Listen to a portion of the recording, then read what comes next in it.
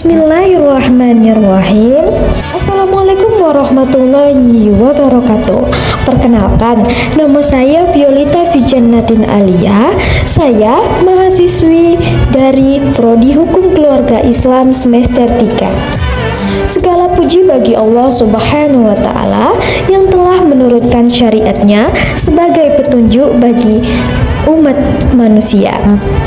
Dalam mempelajari hukum-hukum Islam, seorang muslim tidak cukup hanya mengetahui hasil hukum seperti halal dan haram saja, tetapi juga perlu memahami bagaimana hukum tersebut diambil dan ditetapkan.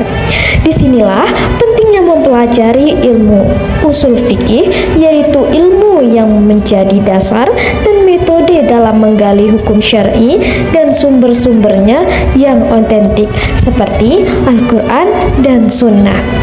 Melalui pemahaman usul fikih, kita dapat mengetahui cara para ulama menetapkan hukum dengan kaidah yang benar, serta memahami hikmah di balik setiap ketentuan syariat.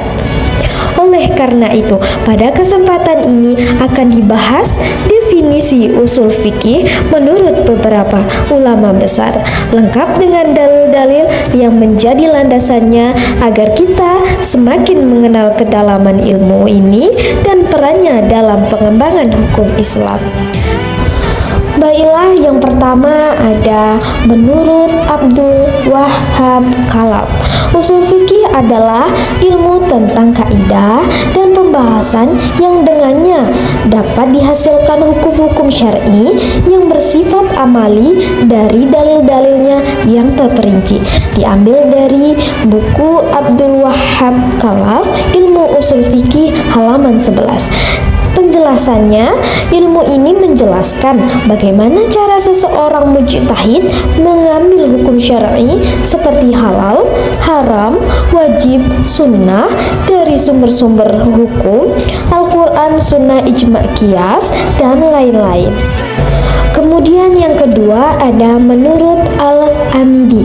Usul fikih adalah pengetahuan tentang dalil-dalil syar'i secara global, cara menggunakannya, dan keadaan orang yang menggunakannya. Dari buku Al-Amidi, Al-Ihkam fi Usul Al-Ahkam, jilid 1. Penjelasannya, Al-Amidi menegaskan 3 aspek penting. Yang pertama, ada dalil syar'i, misalnya Al-Quran, Sunnah, Ijma', dan Qiyas. Yang kedua, ada cara istidlal, menarik hukum darinya. Dan yang ketiga, ada sifat dan syarat mujtahid, orang yang melakukan istinbat hukum. Kemudian yang ketiga ada menurut Al-Ghazali. Usul fikih adalah pengetahuan tentang dalil-dalil syar'i secara umum, cara menggunakannya, dan sifat orang yang menggunakannya. Penjelasan hampir sama dengan definisi Al-Amidi, hanya Al-Ghazali menekankan aspek umum dari dalil dan metode istinbat. Kemudian yang keempat ada menurut Imam Asy-Syafi'i. Barang siapa yang berbicara tentang agama tanpa ilmu, maka sungguh ia telah salah, dan tidak boleh seorang berkata tentang halal dan haram kecuali dengan ilmu. Diambil dari buku Asy-Syafi'i Ar-Risalah. Penjelasan, meskipun Imam Asy-Syafi'i tidak mendefinisikan usul fikih secara terminologis, namun Ar-Risalah beliau merupakan kitab pertama yang membahas prinsip-prinsip usul fikih. Dari sinilah muncul disiplin ilmu yang sistematis untuk menggali hukum Islam. Kemudian yang kelima ada menurut Wahbah Az-Zuhaili. Usul fikih adalah ilmu tentang kaidah-kaidah dan dalil umum yang digunakan untuk mengeluarkan hukum syar'i dan dalil-dalil yang terperinci. Wahbah Az-Zuhaili, Usul Fikih Al-Fiqh Al-Islami, jilid 1. Penjelasan, Wahbah Az-Zuhaili menggabungkan pandangan klasik dan modern, menekankan aspek metodologi dan penerapan hukum syar'i. Kemudian ada dalil yang menjadi landasan usul fikih. Yang pertama ada Al-Quran. Bismillahirrahmanirrahim. Fa'tabiru ya ulil absar. Sadaqallahul adzim. Yang artinya, maka ambillah pelajaran atau hikmah wahai orang-orang yang berakal. Quran surah Al-Hasyr ayat 2.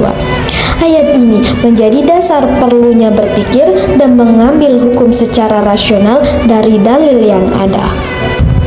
Kemudian yang kedua ada sunnah.